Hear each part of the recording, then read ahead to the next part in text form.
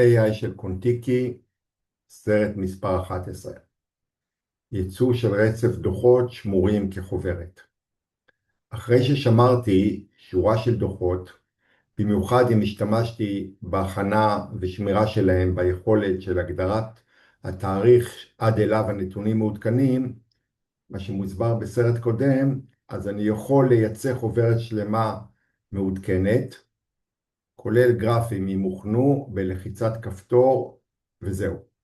אז בואו נראה איך זה נראה.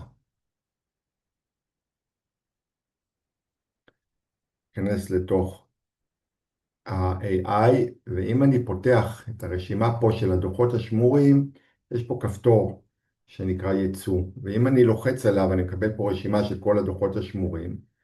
אם אני אבחר את שלושת הדוחות האלה, ולחץ לייצא אותם, אני יכול לייצא אותם ל-PDF או ל-PowerPoint, לתת לזה שם לחוברת הזאת, נקרא לה דוח תקופתי לתיירות, וכשאני אלחץ על ייצוא, הוא עכשיו מייצא, במקרה הזה לפאורפוינט, את כל שלושת הדוחות, היות וגם הוספתי שם גרפים, בניתי על זה דוחות וגרפים, והנה אני יכול פה, יש לי את החוברת הזאת, אני פותח אותה,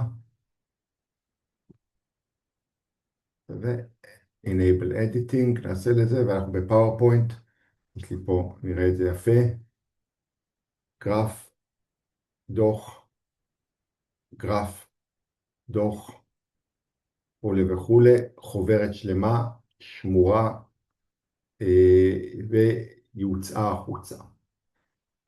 זהו, תודה, להתראות בסרט הבא.